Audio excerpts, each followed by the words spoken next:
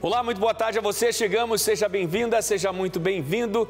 Está no ar o Pauta Aberta desta sexta-feira, dia 11 de agosto de 2023. Eu sou o Dilon Araújo, esse é o seu noticiário da tarde aqui na TV Evangelizar. A você de todo o país que está sempre ligadinho com a gente, muito obrigado pelo carinho da sua companhia. Vamos juntos então a partir de agora com nossos destaques do jornal de hoje.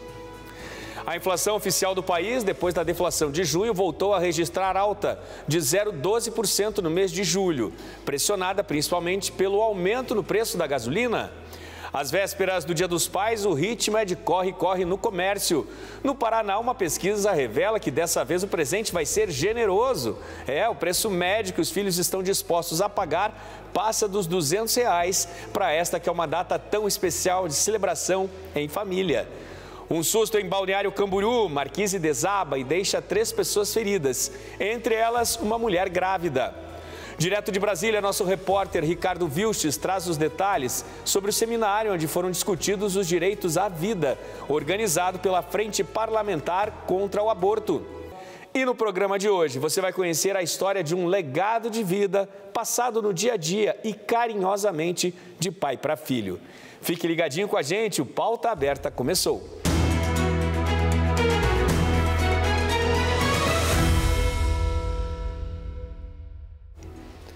A inflação no Brasil voltou a subir no mês de julho, 0,12%, de acordo com informações divulgadas hoje pelo IBGE. Desde fevereiro, o país vinha acompanhando uma desaceleração nos números da inflação oficial, medida pelo IPCA, o Índice Nacional de Preços ao Consumidor Amplo. Houve até deflação registrada no mês de junho, de 0,08%, mas os preços médios no Brasil voltaram a subir. O IPCA de julho, que fechou com esta alta de 0,12%, foi puxado principalmente com influências da forte alta na gasolina, registrada nas últimas semanas. Apenas em julho, o Grupo Transportes teve alta de 1,5%. Dentro do Grupo Transporte, a alta de 4,75% na gasolina foi a que mais impactou o avanço. Com os números fechados nesta sexta pelo IBGE, a inflação oficial do país fecha o período dos últimos 12 meses em alta de 3,99%. Considerando apenas o acumulado do ano, ou seja, o período de janeiro a julho, o aumento bateu em 2,99%. Para o mercado financeiro, os números do IPCA de julho fecharam acima das expectativas, que apontavam para uma alta de 0,7% no mês. Dos 9 grupos pesquisados pelo IBGE, em 5 houve alta média nos preços e, assim, estes contribuíram para os números da inflação. Além da alta do grupo Transportes, também foi verificado aumento nos preços no grupo Despesas Pessoais, 0,38%, Saúde e Cuidados Pessoais, 0,26%, Educação, 0,13% e Artigos de Residência, 0,04%. Outros 4 grupos tiveram confirmado recuo nos preços ou estabilidade. No grupo Habitação, a queda foi de 1,01%. O grupo Alimentação e Bebidas baixou 0,46%. Também houve queda nos preços do grupo Vestuário, 0,24%. O grupo Comunicação manteve a estabilidade. De acordo com analistas da pesquisa, não fosse um forte impacto do preço da gasolina, se o item fosse retirado da lista do IPCA, o país mais uma vez teria registrado deflação de 0,11%. De todos os itens incluídos na lista que analisa o IPCA, é justamente o preço da gasolina o que tem o maior impacto, 4,79% no valor total da cesta. Uma pesquisa contratada pela Federação das Associações Comerciais e Empresariais do Paraná ouviu consumidores de Curitiba, Ponta Grossa, Guarapuava, Francisco Beltrão, Cascavel, Maringá e Londrina. Essa pesquisa aponta o valor generoso que os filhos pretendem gastar com o presente. A repórter Franciele Thien, de Cascavel, nos traz os detalhes. A venda para o Dia dos Pais, comemorado no segundo domingo de agosto, trazem otimismo para os comerciantes. Uma pesquisa realizada pela Federação das Associações Comerciais e Empresariais do Paraná ouviu 605 consumidores e mostra que esses consumidores pretendem gastar cerca de R$ 206,83 no presente para o papai. Dos presentes mais citados entre os entrevistados, roupas e calçados lideram a preferência dos consumidores para presentear nessa data. Dos entrevistados, 46% e 23%, respectivamente, preferem mais esses presentes tradicionais. Aqui a gente encontra de tudo um pouco. Então, para o meu marido, eu fui para o lado mais formal um pouquinho, né? Para ele trabalhar, mas roupas que também, além de ir para o trabalho, ele pode usar para passeio, enfim. E para o meu pai, nessa mesma pegada. E para os pais mais vaidosos, na liderança também estão os perfumes e cosméticos, com 17% de possibilidade de compra do público para presentear no Dia dos Pais. Estou na ideia de dar o perfume, que eu gosto muito de presentear com perfume, e a parte de cosméticos também, que tem coisa para cabelo, essas coisas assim que ele usa bastante. Estou pensando nisso, na realidade. Outro presente na lista dos filhos é levar o paizão para jantar ou almoçar. Essa é a preferência de 77% dos entrevistados. 12% pretendem comemorar em um restaurante. É uma época muito especial, gera uma grande expectativa do pessoal que atende aos domingos. A gente atende todos os domingos e está sendo preparado um cardápio bem especial, pensado naquilo que o pai gosta, que o filho, que a família gosta. Os motivos que levam às compras são oferecer qualidade, variedade e novidade em produtos, a relação custo-benefício, que está ligada aos benefícios que os clientes percebem na marca ou no produto. Além disso, investir cada vez mais no atendimento diferenciado, pois é um dos pontos que os clientes buscam ao efetuar uma compra. O que chama principalmente a atenção no nosso mercado hoje são as facilidades. As pessoas hoje não têm tempo, principalmente porque o mercado do cliente, o comportamento dele mudou muito do ano passado para esse. Então as pessoas elas querem facilidades. Então nós investimos na entrega gratuita, nós investimos em uma equipe disponível no WhatsApp e Instagram que consegue sugerir os presentes do preço que a pessoa quer pagar e logo já fazer a entrega, sem a pessoa ter o tempo para vir na loja, porque o tempo hoje vale ouro.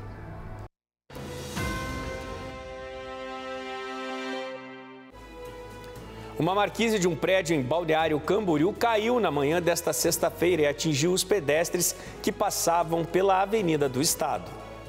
De acordo com as primeiras informações dos bombeiros, 3 pessoas se feriram. Entre elas estava uma mulher grávida. Uma das vítimas ficou presa embaixo de uma estrutura metálica que servia como acabamento da marquise. Os moradores ajudaram a erguer o objeto até a chegada dos socorristas. A queda ocorreu devido aos fortes ventos que estavam ocorrendo no momento em Balneário Camboriú. A estrutura foi estabilizada e o local isolado. Agora está aos cuidados da Defesa Civil do município. E subiu o número de vítimas da tragédia ocorrida há 3 semanas na cidade de Palotina, no oeste do Paraná. Uma das vítimas, que tinha sido internada em estado grave em Curitiba, acabou falecendo na madrugada desta sexta-feira. Francisca dos Santos havia sofrido ferimentos gravíssimos, queimaduras gravíssimas e sido transferida para Curitiba. Ela não resistiu aos ferimentos, apesar de todos os cuidados, e essa morte acabou sendo confirmada na madrugada desta sexta-feira. Em Castro, a Agroleite, feira que reúne inovações tecnológicas voltadas à cadeia leiteira, está agitada. Recebeu produtores, empresários, visitantes em geral e também o governador do Paraná, Ratinho Júnior. Na edição deste ano, a feira deve receber 100 mil visitantes. A edição 2023 da Agroleite, evento de tecnologia promovido anualmente em Castro, nos Campos Gerais, pela cooperativa Castrolanda, acontece no Parque de Exposições Dário Macedo e tem entrada e estacionamento gratuitos. A expectativa da organização é receber mais de 100 mil visitantes nos 4 dias do evento e gerar um volume de negócios perto dos 150 milhões de reais. A cidade de Castro, conhecida como capital nacional do leite, concentra a maior produção leiteira do país, colocando o Paraná como o 2º maior produtor brasileiro. Hoje nós estamos aqui para comemorar essa festa maravilhosa que o setor e que a Castrolanda faz pelo nosso agronegócio. Nós encaminhamos para o governo federal a Ferroeste, que nós queremos que esteja no PAC, que é muito importante para nós. Nós fizemos também o encaminhamento para o contorno de Guaíra e também a Estrada Boiadeira. Nós já terminamos a Estrada Boiadeira no seu principal trecho, né, que vem ali de Caraíma, divisa com Mato Grosso do Sul, no noroeste, até o Umuarama, e tem um trecho que dá mais ou menos em torno de 25 quilômetros a 30, que vai de Umuarama até Cruzeiro do Oeste, que nós queremos finalizar e também a gente pediu para incluir no PAC.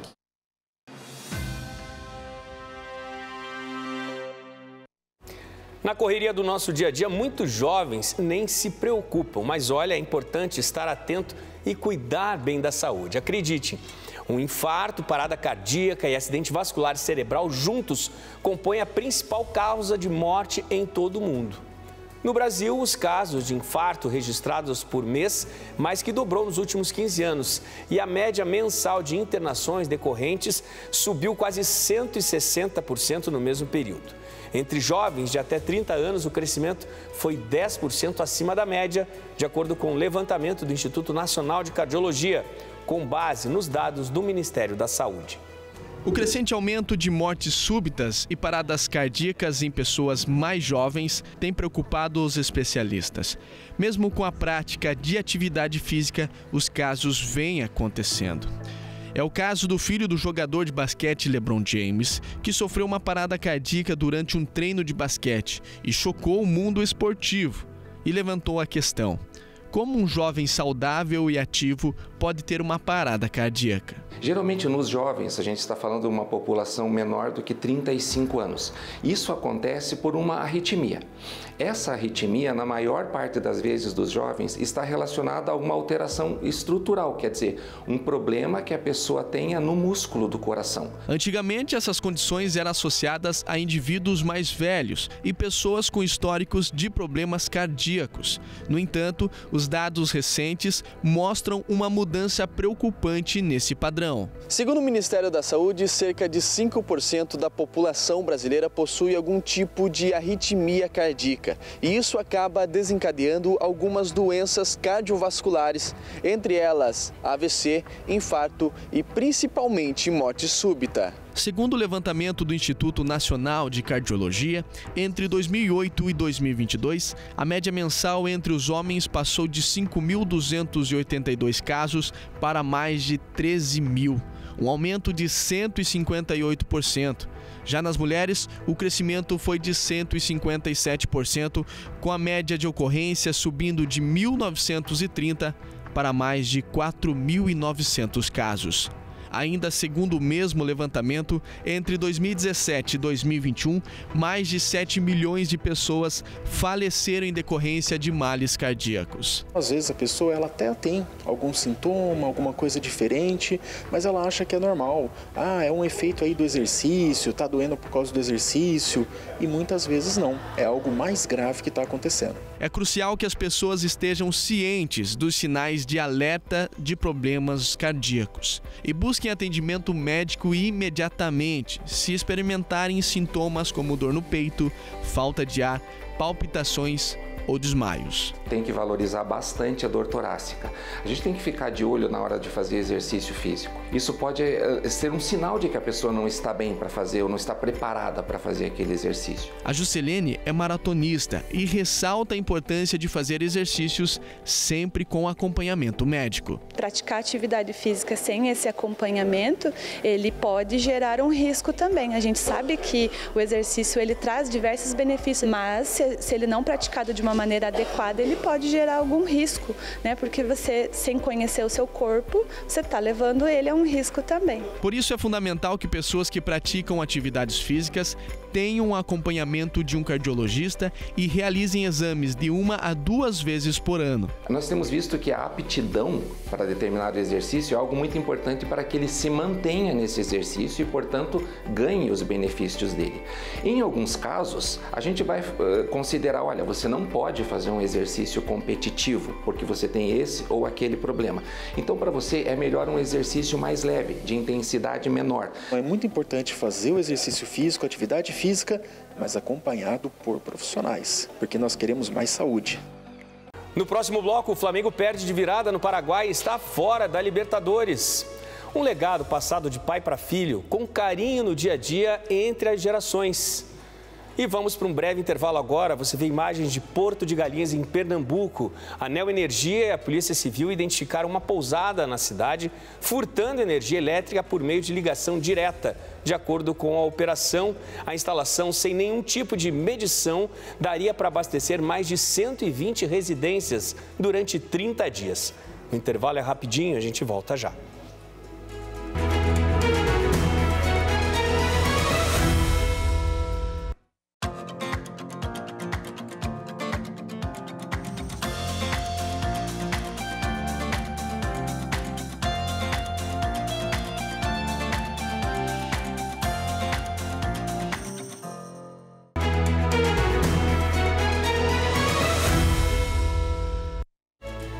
Pauta Aberta está de volta para este segundo bloco. A você de todo o país que está sempre ligadinho aqui na TV Evangelizar, obrigado pela sua companhia.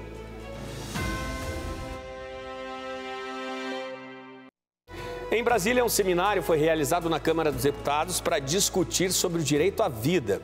O evento foi organizado pela Frente Parlamentar contra o Aborto. O direito à vida é garantido pela Constituição, em seu artigo 5º, cláusula pétrea, ou seja, não pode ser alterado, sem convocação de uma Assembleia Constituinte. Nosso repórter Ricardo Vilches traz os detalhes para a gente. O recado estava nas faixas, nos gestos de pessoas comuns, nas falas de parlamentares. Estou aqui com um exemplar, de uma réplica, de um feto de 12 semanas. É inacreditável que tenha gente, que tenha ministros do Supremo que não considerem que esse nascituro, que tem quase todos os órgãos desenvolvidos, já está com as mãozinhas, os pezinhos, está tentando colocar o dedinho na boca já, é praticamente plenamente formado, não seja considerado uma vida. O seminário é uma resposta ao movimento que acontece neste outro prédio, do outro lado da Praça dos Três Poderes em Brasília. O Supremo Tribunal Federal está para julgar um recurso jurídico que pode alterar a legislação sobre o aborto. Está na lei, aborto no Brasil só em 3 situações: quando a gravidez oferece risco à mulher, quando a criança for diagnosticada com anencefalia ou quando essa gravidez for resultado de violência sexual, o estupro contra a mulher. O que essa ADPF número 442 quer é ampliar esse número. Palestrantes explicaram. A ação no STF foi apresentada pelo PSOL. O Partido Socialismo e Liberdade quer que a interrupção na gestação de até 12 semanas deixe de ser crime. O senador Eduardo Girão lembrou que propostas assim costumam ser apresentadas como projeto de lei e rejeitadas pela maioria dos deputados e senadores. Foi assim com 7 projetos em quase 30 anos. Agora, ele vê uma mudança na estratégia dos partidos de esquerda: recorrer ao Supremo Tribunal Federal. Está acontecendo uma inversão completa, dos papéis, um caos institucional, principalmente de um poder esmagando os demais, que é o Poder Judiciário, o STF, causando insegurança jurídica, querendo legislar no nosso lugar e tem que fazer uma meia-culpa pela omissão, pela inércia do Senado Federal, que não barra, porque constitucionalmente é o Senado que pode barrar isso, mas por causa do foro privilegiado, onde processos de senadores estão na mão dos ministros do Supremo e onde os processos dos ministros do Supremo estão na mão dos senadores, a trava acontece para o declínio da nação. Mas a pergunta foi feita no seminário: e se o STF ia aprovar mudanças na lei de aborto? A resposta também foi dada no seminário. Será a hora da Câmara dos Deputados recorrer ao decreto legislativo, o cumprimento de atribuições exclusivas de legisladores e que, por lei, nem o presidente da República pode derrubar. Nós temos que mudar essa realidade. A ciência não tem consenso científico de quando começa a vida, então eles não têm o poder de rasgar a Constituição e rasgar o direito à inviolabilidade da proteção da vida que é dada pela nossa Constituição. Nem se tivéssemos uma outra Constituição, não poderíamos retroceder em termos de direitos humanos fundamentais. O julgamento da ADPF 442 não foi marcado ainda pelo STF, mas a expectativa é que isso aconteça até outubro.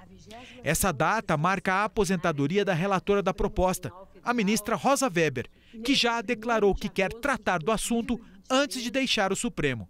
Até lá, a CNBB espera envolver católicos e cristãos do país todo numa mobilização simbólica: a oração contra a mudança. Nós iniciamos esse primeiro passo pedindo aos fiéis católicos e quem de outra religião que quiser se juntar é muito bem-vindo, que neste fim de semana rezemos pedindo justamente que a vida onde ela está sendo aviltada, onde ela está sendo ameaçada, seja protegida. Se em julgamento for colocada a ADPF 442, que eles se deixam mover sempre na mais reta consciência de que a vida é um valor, a vida é algo que deve ser sempre protegida.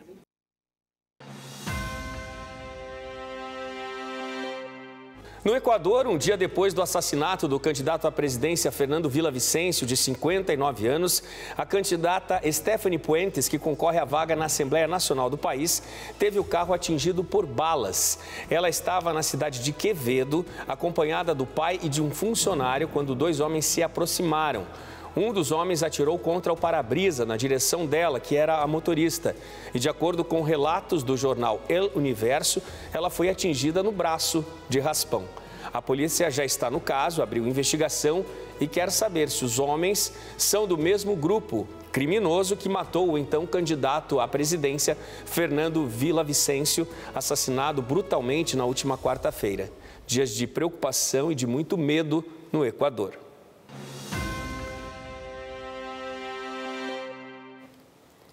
Vamos de futebol agora. O atual campeão da Libertadores está eliminado do torneio nesta edição 2023. E com as oitavas de final encerradas, a gente mostra para você agora como ficaram os confrontos das quartas. Acompanhe.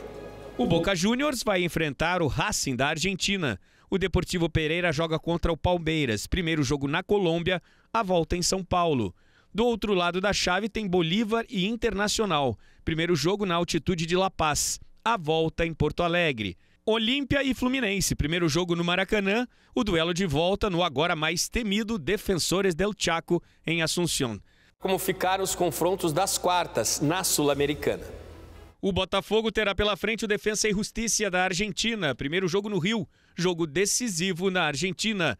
A LDU do Equador vai enfrentar o São Paulo, primeiro jogo em Quito, jogo de volta no Morumbi. Do outro lado da chave, mais brasileiros, o Corinthians joga contra o Estudiantes, jogo de ida em São Paulo, jogo de volta em La Plata. O América Mineiro vai enfrentar o Fortaleza, primeiro jogo em Belo Horizonte, o segundo no Castelão, no Ceará. As datas dos duelos das quartas também serão entre 22 e 24 de agosto para os jogos de ida, entre 29 e 31 para os confrontos de volta. E pelo Campeonato Brasileiro, amanhã a bola rola pela 18ª rodada, a última do primeiro turno. Veja os jogos. O único jogo do sábado será o confronto entre o líder Botafogo e o Internacional de Porto Alegre. Duelo marcado para as 9 horas da noite no Engenhão, no Rio de Janeiro. Domingo às 11 da manhã tem Galo e Bahia no estádio do Mineirão, em Belo Horizonte.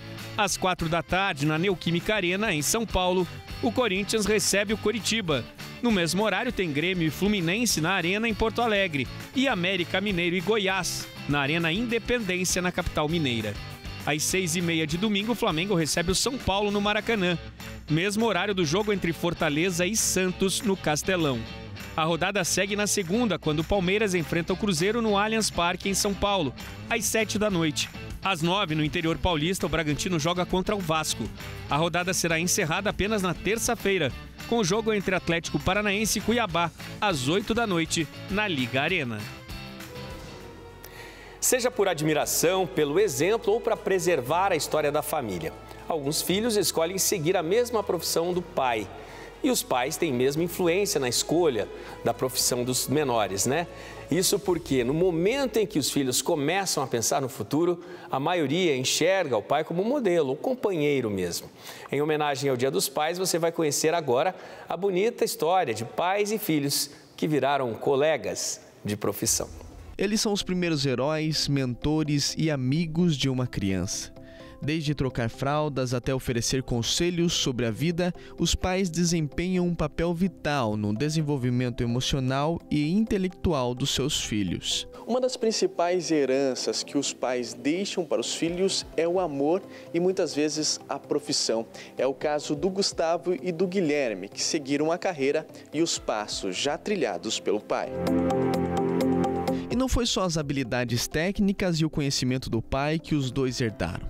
Eles compartilham uma conexão especial que vai além do trabalho e enriquece as relações através de uma compreensão profunda e apoio mútuo, cultivando um ambiente de cooperação e aprendizado constante. A convivência com meus filhos é fantástico, né? Então, assim, sempre somos parceiros, trabalhamos juntos. Operamos juntos. É importante porque a gente está sempre aprendendo com ele no dia a dia aqui no hospital, nas cirurgias, quando precisa de algum caso mais difícil, né? Tem quem recorrer. As visitas que a gente passava quando era, desde bem pequeno, a gente passava visita com ele na época no Cajuru, que Todo domingo de manhã, eu esperava domingo de manhã para ir passar a visita com ele. Sempre tentava participar, eu desde pequeno sempre quis também seguir a carreira dele. A maneira como o Dr. Ademir se dedica aos pacientes e a empatia que ele demonstra sempre inspiraram os filhos. No ensinamento, ele está sempre tentando passar o que ele sabe para a gente, nos ajudar em casos, né, profissionais como pessoais. Chamam ele de Churoff só, né? Então, o Dr. Churoff ali pra gente como pai, pessoalmente, ali é um exemplo de pessoa ética. Ele é humilde pelo tudo que ele construiu, da onde ele veio. Dar sequência na profissão que era sonho do pai é um orgulho para eles. E tem que dar sequência, né? Já que vão continuar em Curitiba, então dê sequência ao trabalho do pai. A carreira dos nossos pais, em geral, né? Tanto do pai como da mãe, a gente tem um convívio mais próximo, acaba conhecendo mais cedo e acho que acaba gostando dessa forma. E uma das coisas da medicina, acho que sempre foi a gratificação dos pacientes, dos resultados. Ele nunca forçou nada, né? Ele nunca falou que queria ser médico, sempre deixou bem aberto a gente escolher, mas eu sempre gostei das visitas, do contato com pessoas. E esse será um Dia dos Pais ainda mais especial para o Dr. Ademir, porque o filho Guilherme deu um presente para toda a família. O Dr. Ademir passará o primeiro Dia dos Pais sendo avô. Pai 2 vezes, então dia 1º de agosto daí nasceu o Heitor, né? Então agora, no próximo domingo, nós estaremos a família com mais um visitante, né? A parte ética, a parte do caráter, acho que são os maiores valores, né, que um pai passa para um filho, e eu agora, pai novo, vou tentar fazer a mesma coisa para o meu filho também. E foram vários momentos felizes que marcaram a vida deles, principalmente no hospital. Sempre eles acompanhavam, né, no coisa vinha passar visitas comigo, né, vinha no laboratório junto com a gente, nos trabalhos. Ele fazia um mestrado, às vezes vinha acompanhar também os trabalhos. Eu gostava muito assim, dessas visitas. Ele não entendia nada, mas eles gostavam de passar, conversar com os pacientes, tudo.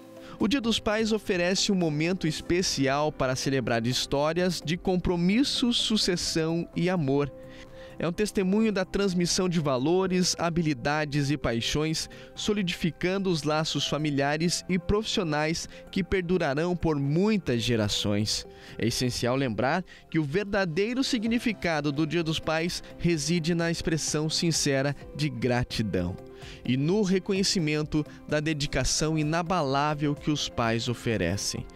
Um feliz Dia dos Pais para todos os pais. É uma continuidade daquilo que você fez, mas ver que os teus filhos têm seguir uma carreira ou seguir uma educação. Agradecer por todos os valores, ensinamentos que ele passou para a gente e é isso que a gente tem que dar continuidade, né, agora pro neto dele. Só agradecimento, né, pela educação que ele deu para a gente, pela pessoa que ele é. E só agradecimento mesmo.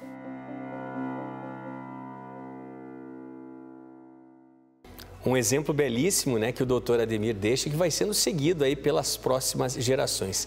Que bonita história. E assim o Pauta Aberta se despede nessa sexta-feira. Muito obrigado pela sua companhia. Excelente fim de semana. Feliz Dia dos Pais a todos. Até segunda-feira.